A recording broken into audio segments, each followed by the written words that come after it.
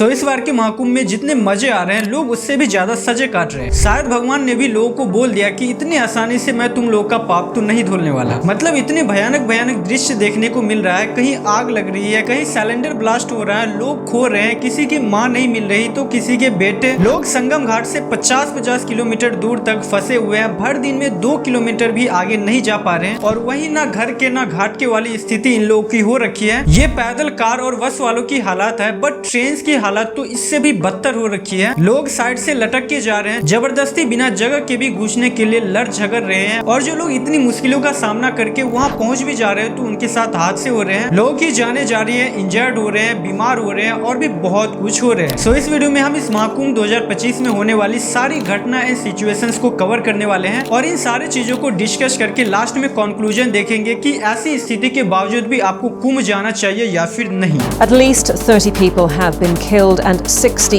injured in a crush at the Kumbh Mela festival in northern India. According to officials, a large number of pilgrims turned up for a holy bath on the occasion of Mauni Amavasya, which is also something that led to the stampede. Addressing the media, Uttar Pradesh Chief Minister Yogi Adityanath has said that the situation now is under control, but the crowd pressure remains. This year, the city is taking shape again. Millions of visitors are settling into their tents. The air is thick with devotion and excitement, and Prayagraj is all set for the Mahakumbh. सो इस महाकुंभ 2025 को UP government host कर रही है and actually Prayagraj UP में है तो of course UP government ही करेगी। सो UP government की सारी जिम्मेवारी है कि वो इस महाकुंभ को अच्छे से मैनेज करे और अच्छे से कराए, बट वो कुछ और ही रहा है। 144 साल बाद हो रहे यह महाकुंभ मेला 13 जनवरी 2025 को स्टार्ट हुआ और 26 फरवरी को समाप्त होगा। बेसिकली 45 दिनों का ये कुंभ मेला लगाया गया है और अभी 31 जनवरी जिस समय में ये वीडियो बना रहा हूँ, मात्र 15-16 दिनों में ही वहाँ ऐसी भयानक रूह कपा देने वाली घटना घट चुकी है जिसे देख टोटली आपके होश उड़ जाएंगे। सो जैसे ही महाकुंभ स्टार्ट होने की दिन नजदीक पहुंची तो वहाँ ढेर सारे अलग अलग तरह के बाबा पहुंचने लगे, जिसमें से कुछ काफी अजीबोगरीब बाबा से मैं आपको दर्शन कराता हूँ। सो ये है पर्यावरण बाबा, जिन्होंने अपने हाथों में, गले में और आंखों में भी सोने का कंगन, माला और चश्मा पहन रखे। अब जो लोग कहते हैं कि बाबा गरीब होते हैं, वे फटे पुराने कपड़े पहनते हैं, तो आप देख लो इस बाबा को। उसके बाद ये है महंत इंद्रगिरी महाराज, जिनका दोनों फेफड़े 97% डैमेज है, बट फिर भी वो ऑक्सीजन सपोर्ट की मदद से कुंभ में पहुंच गए। फिर यह है चाबी वाले बाबा, जो अपने हाथों में 20 किलो की लोहे की चाबी लेकर चलते हैं और इसके अलावा भी वे अपने साथ कई चाबियां रखते हैं और उनका दावा है कि उनकी ये चाबियां हर उलझे सवालों का जवाब 7 तालों से खोजकर निकाल सकती है। अब इस बात में कितनी सच्चाई है वो तो वही जाने। फिर यह है मात्र 3 फुट 8 इंच के लिलीपुट बाबा, जो 57 साल के हैं और उनका दावा है कि उन्होंने पिछले 32 सालों से स्नान नहीं किया। फिर यह है एम्बेसडर बाबा, जिनको 35-40 साल पहले यह कार दान में मिली थी और उसके बाद इन्होंने इसी कार को अपना घर बना लिया, इसी में रहते हैं, सोते हैं, सब कुछ करते हैं। हालांकि ये थोड़े खतरनाक भी है। आपके लिए दुआ करेंगे, आप जैसे कि बाबा मैं हूँ कि तू बाबा आगे तू दुआ करेगा। फिर ये है बवंडर बाबा, जो कि 1 लाख से भी ज्यादा किलोमीटर और 25 राज्यों का बाइक से सैर करते हुए प्रयागराज पहुंचे हैं। फिर ये है मौनी बाबा या फिर चाय वाले बाबा या फिर IAS IPS वाले बाबा, क्योंकि ये सिर्फ चाय ही पीते हैं और पिछले 41 सालों से मौन है और IAS IPS की फ्री कोचिंग भी देते हैं। वे बोलते तो नहीं है बट लिख के और मैसेज के थ्रू लोगों से बात करते हैं, है ना अजीब। फिर ये है रुद्राक्षधारी बाबा, जो कई वर्षों से अपने सिर पे 45 किलो का रुद्राक्ष धारण किए हुए हैं। फिर ये है हम लोग के बीच एक काफी फेमस बाबा, जो 9 सालों से अपना एक हाथ किसी मन्नत को पूरा करने के लिए उठाए हुए हैं और उस हाथ का नाखून देखोगे तो आप सच में डर जाओगे। इतना ही नहीं, ये बाबा अपने चिमटों के लिए काफी प्रसिद्ध है, क्योंकि ये उस चिमटे से कई लोगों की, खासकर यूट्यूबर्स की पिटाई करते रहते हैं। महाराज जी, कौन सा आप लोग जो है भजन करते हैं भगवान का, क्या गीत तो कहते हैं, हम दिखाएंगे, चलो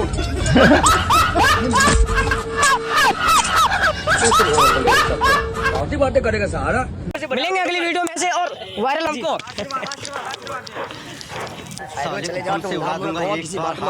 कल्याण हो जाएगा।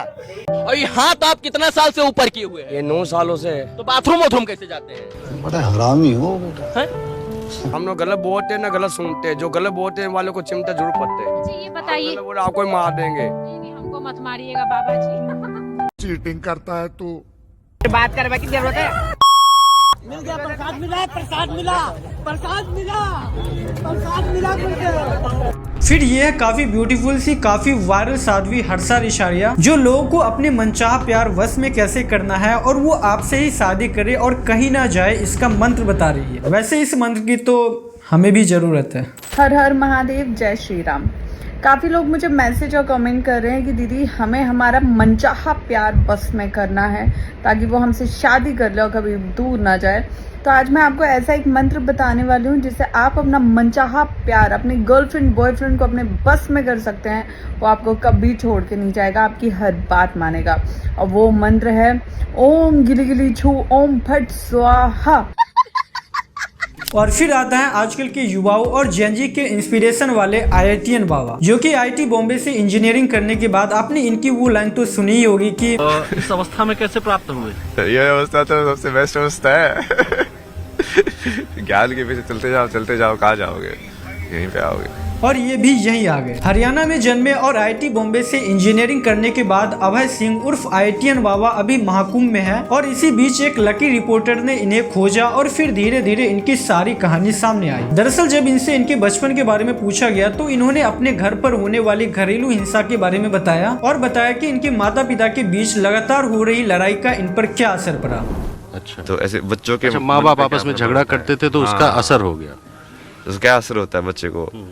इन्होंने बताया कि इनके माता पिता इन्हें प्यार नहीं करते थे। अब यहाँ पे मैं एक बात कहना चाहूंगा कि अगर इनके माता पिता इन्हें प्यार नहीं करते थे, हमेशा lड़ते ही झगड़ते थे, इनका हेल्प नहीं करते थे, तो वो लोग इन पे इतने पैसे खर्च करके अच्छे संस्कार देके IIT बॉम्बे से इंजीनियरिंग कैसे करवा दिया। मतलब प्यार, घरेलू हिंसा, IIT, कोई लॉजिक है इसमें? जब इनसे इनके शादी के बारे में पूछा गया तो इन्होंने उसमें भी बताया कि उनका पालन पोषण इस तरह से हुआ है कि उनके घर में जो हो रहे थे वे उसे दोहराना नहीं चाहते और इन्हीं सबको देखते हुए वे अपने जीवन में एक अलग चीज अनुभव करना चाहते थे और जाते जाते यहाँ पहुँच गए। बट मेरा ऐसा मानना है कि जब वो बड़े हो गए तो वो अपने फैमिली में हो रही प्रॉब्लम को सॉल्व कर सकते थे और उनके साथ नहीं तो उनसे अलग होके भी एक बेहतर लाइफ एंजॉय कर सकते थे। बट इन्होंने उन सब को छोड़ के एक अलग दुनिया में अपना कदम रखा और बाबा बन गए। हालांकि जब इनसे इनके माता पिता के बारे में बताया गया कि वो काफी रो रहे हैं, आपको बुला रहे हैं, तो इन्होंने कहा कि आपके पापा रो रहे हैं, क्या कहिएगा? पापा और रुलाएंगे और रुलाएंगे। ये बात मुझे काफी अजीब लगा क्योंकि एक माता पिता अपने बच्चे को इसलिए जन्म नहीं देते कि उनकी जनरेशन आगे बढ़े, बल्कि इसलिए कि उनसे हो रही गलती और उनकी कमियां को दूर कर उनके बच्चे उन्हें ग्रो कराएं। और माँ बाप को तो इन भगवानों से भी बड़े भगवानों का दर्जा दिया जाता है। हालांकि कई लोगों का और इनका भी कहना है कि इनके मेंटल हेल्थ के साथ भी इशू रही है।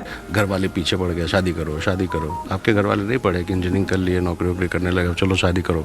नहीं, वो मेरा तो जैसे वो बीच में वो मेंटल हेल्थ की इश्यू हो गया ना, तो उसकी वजह से तो मैंने वैसे ही बोल दिया था यार। हेल्थ का क्या हुआ था कि मैं मतलब ये जिस वजह से ये काफी अजीब अजीब बातें बोलते रहते हैं और काफी अजीब अजीब हरकतें भी करते रहते हैं। सो हो सकता है इनके मेंटल हेल्थ के साथ भी इश्यूज रहा हो। इसी दौरान एक और बाबा काफी चर्चे में आ गए, जो है ये कांटे वाले बाबा। ये बेचारे बाबा खुले बदन मेला में कांटे पर लेटे हुए हैं और जिसको 5, 10, 20 रुपए जितना होता है वो इन्हें दान करते थे। बट इसी बीच एक लड़की सहित कई लोगों ने इस बाबा के साथ काफी बदसलूकी की और इन पे काफी उल्टा सीधा ब्लेम करने लगा।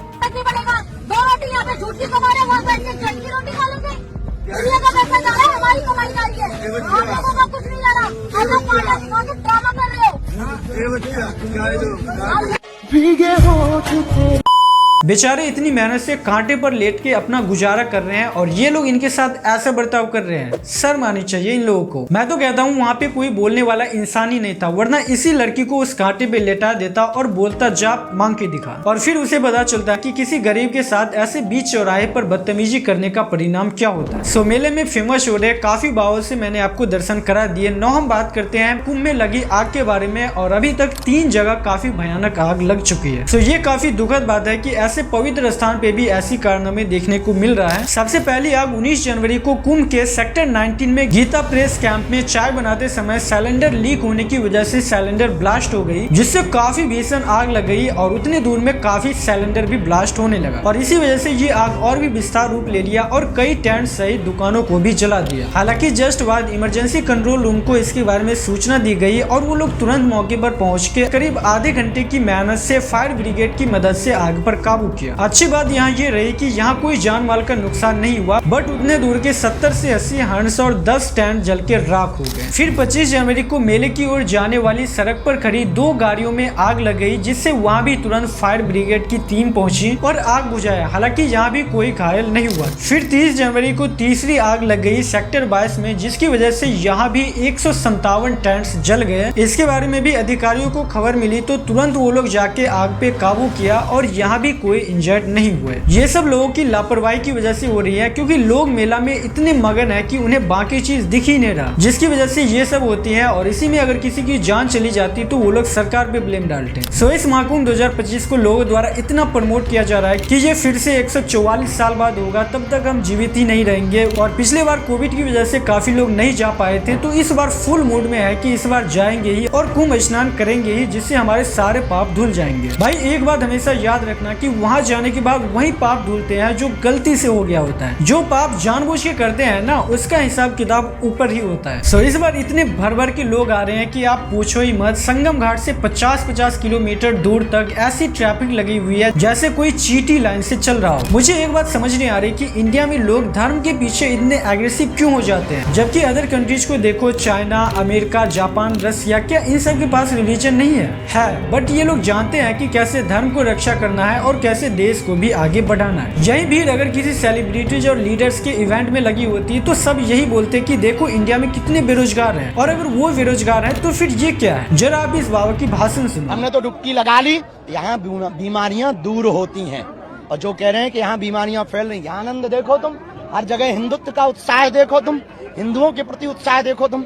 इसलिए हर व्यक्ति को आना चाहिए, जो नहीं आएगा वो पछताएगा, वो देशद्रोही कहलाएगा। जो नहीं आएगा वो देशद्रोही कहलाएगा। कोई लॉजिक है इस बात में? बल्कि लोगों के साथ तो उल्टा ही हो रहा है। लोग मर रहे हैं, जल रहे हैं, बीमार हो रहे हैं, कई दूर दूर फंसे हुए हैं, ना बेचारे घर जा पा रहे हैं, ना घाट। वही बाबा में भी कुछ बाबा ऐसे हैं जो लोगों को गाली दे रहे हैं, पीट रहे हैं। क्या यही है हमारे हिंदू धर्म की खूबसूरती? उल्टे लोग भी वहाँ कोई पाप धुलने नहीं जा रहे हैं, बल्कि पिछवाड़े धुलने जा रहे हैं। वहीं अगर आप ट्रेन की हालत देखोगे तो आप टोटली बेहोश हो जाओगे कि कोई इंसान कुंभ स्नान के लिए इस हद तक कैसे गिर सकता है। कोई ट्रेन में लटक के जा रहे हैं, ट्रेन में जगह नहीं है, फिर भी जबरदस्ती घुसे जा रहे हैं। अगर अंदर वाले नहीं घुसने दे रहे हैं तो उनसे मारपीट करते हैं। मतलब ये लोग जाते समय ये सब जो पाप कर रहे हैं ना, उसी को वहाँ धुलने जा रहे हैं। इस समय इंडियन रेलवे की ये हालत हो गई कि आप किसे कहते थे जनरल, स्लीपर और थर्ड, सेकेंड और फर्स्ट एसी, सारे ही अभी जनरल बना हुआ है। मतलब बेरोजगारी और ना समझता एकदम पीक लेवल पे है अभी इंडिया में। और इन्हीं लोगों की अगर हादसे हो जाते हैं, ट्रेन एक्सीडेंट हो जाते हैं, तो फिर ये लोग सरकार पे ब्लेम डालते कि हमें सुरक्षा नहीं मिलती। कुछ लोग वीआईपी से जा रहे हैं और हम आम आदमी हैं तो हमारे लिए कोई फैसिलिटीज नहीं। भाई सच बताऊं तो ये लोग सुरक्षा के लायक ही नहीं होते हैं, वरना ऐसी हरकतें तो बंदर भी नहीं करते, क्योंकि उन्हें भी अपनी जान प्यारी होती है। और अगर इन सारी परेशानियों को झेल कर लोग पहुंच भी जा रहे हैं तो कितने लोग की वहाँ जाने के बाद साथी खो रहे हैं, परिवार बिखर रहे हैं। अब उसके लिए भी लोग अलग ही तमाशा कर रखे हैं, रो रहे हैं, खोज रहे हैं, परेशान हो रहे हैं, मर रहे हैं। बट क्या लगता है उतनी भीड़ में कोई इंसान इतनी आसानी से मिल जाएगा? चांस ही नहीं है। हाँ, जिसके पास फोन है वो अलग बात है, बट किसी भी फैमिली के हर मेंबर्स के पास फोन नहीं होता। ब्रिज पे आप देख सकते हो कि पैर रखने की जगह नहीं है, इतनी भर भर के गाड़ियां और लोग फंसे हुए हैं। मैं तो शुक्र मनाता हूँ कि ये ब्रिज बिहार का नहीं है, वरना इन लोगों के साथ क्या होता वो आप जानते होंगे। और होता नहीं, हो गया भाई। दरअसल संगम नोज पर 29 जनवरी को मौनी अमावस्या को लेकर इतनी जबरदस्त भीड़ थी जिससे भगदड़ मचने की संभावना काफी बढ़ गई। और इस बात का अंदाजा मेला क्षेत्र के कमिश्नर विश्वास पंत को पहले ही लग गया था, इसलिए वो लगातार लोगों से घाट पर सोने के बजाय स्नान कर जल्द वापस लौटने की अपील करने लगे। सभी श्रद्धालु सुन लें, यहाँ लेटे रहने से कोई फायदा नहीं है। जो सोवत है सो खोवत है। उठिए उठिए, स्नान करिए, और ये आपके सुरक्षित रहने के लिए बहुत आएंगे और भगदड़ मचने की संभावना है। बट लोग उनकी एक भी नहीं सुनी, जिससे भीड़ काफी बढ़ गई और रात 1:30 बजे लोगों ने प्रशासन द्वारा लगाए बैरिकेड्स को तोड़कर बीच से निकलने और भागने लगा। इस बीच प्रशासन उन्हें रोकने की कई कोशिश की, बट वो असफल रहे, जिससे ये भागते हुए लोगों ने घाट किनारे सो रहे लोगों को नजरअंदाज कर उनके ऊपर चढ़ते हुए दौड़ने लगा। कई लोग उसमें गिरने लगे तो कई खुद को बचाने के चक्कर में एक दूसरे को कुचलते हुए भागने लगा, जिससे एक बहुत बड़ी भगदड़ मच गई। और इसी भगदड़ के कारण वहाँ करीब 30 लोगों की जान चली गई और 90+ घायल हो गए। देखो, सरकार के साथ जनता का भी दायित्व है कि वो सहयोग करे और वो बात को समझे कि इसका परिणाम क्या हो सकता है। बट यहाँ घाट पर सो रहे और भगदड़ में दौड़ने वाले दोनों ही लोग नासमझ थे, प्रशासन की एक भी नहीं सुने, जिससे एक पवित्र स्थान पर भी इतना बड़ा हादसा हो गया। अब यहाँ पे काफी लोग वीआईपी कल्चर पे भी सवाल उठा रहे हैं कि नेता के मालिक और काफी बड़े बड़े लोग वीआईपी से बड़े ही आसानी से जा रहे हैं और जनता इतनी मुश्किलों के बावजूद भी पहुँच तक नहीं पा पा रहे हैं। अब इसका क्या मैटर है, चलो बताता हूँ। दरअसल लोगों का कहना है कि आम लोग 15 से 20 किलोमीटर पैदल चलकर घाट पर पहुंचते हैं, जबकि वीआईपी लोग अपने गाड़ियों से पहुंचते हैं। ऐसा क्यों? एक्चुअली वीआईपी में कुछ स्पेशल पर्सन या फिर ऐसे लोग जो कुछ पैसे पे करते हैं, तो उन्हें वीआईपी मूवमेंट अलग रूट डायवर्सन और सिक्योरिटी से घाट तक पहुंचाया जाता है। पहुंचने के बाद स्नान करने के लिए भी इन लोगों के लिए वीआईपी घाट होता है। तो ऐसा भेदभाव क्यों? क्योंकि भगवान की नजर में तो हम सब एक ही है। तो एक के पास पैसे हैं तो उन्हें वीआईपी ट्रीटमेंट, और जिनके पास नहीं है तो वो धक्के मुक्के खाए। फिर तो यहाँ भगवान का कोई मोल ही नहीं रहा, यहाँ तो बस पैसे का मोल रहा। वहीं हम अदर रिलीजन्स में देखें जैसे मुस्लिम, सिख, क्रिश्चियन, तो इन सब में वीआईपी का कोई कल्चर ही नहीं है। बट हमारे हिंदू धर्म में क्यों? अब तक तो इंडिया में हिंदू मुस्लिम ही हो रहे थे, अब हिंदू में भी वीआईपी और जनरल होने लगे। एक्चुअली भगवान ने तो सबको एक बनाया, बट असली बंटवारे तो यहाँ के लोग और सरकार कर रहे हैं। हालांकि इन सब घटनाओं के बाद सरकार ने वहाँ की वीआईपी रूट्स बंद कर दी, बट ये सब चीज बंद थोड़ी होने वाली। ऊपर से लोग भी जबरदस्ती घुसते रहते हैं, तो बेवकूफ के साथ तुम भी बेवकूफी करोगे तो बेवकूफी होगी ना। ये कोई माइनस माइनस प्लस का खेल थोड़ी है। इतने बड़े बड़े हादसे, भीड़, परिवार खोना, इन सब परेशानियों से गुजरने के बाद भी जब लोग वहाँ पहुँचते हैं तो फिर इनकी अकल खुलती है। फिर इन्हें समझ आ रही है कि कुंभ स्नान करने से अच्छा घर पे ही मन साफ करके उसी पानी से स्नान करे ना, तो वो पानी भी अमृत बन जाता है। अब जिंदगी में बाबू कान पकड़ लिए हैं, गंगा स्नान से कोई कुछ मिलने वाला नहीं है। मन अगर साफ सुथरा रखिएगा ना, किसी को कुछ अगर मदद कीजिएगा ना, वही ऊपर जाएगा। क्या मिला? बहुत लोग कहते, छोटे छोटे बच्चे भी होंगे, बहुत लोग के परिवार बिखर गया।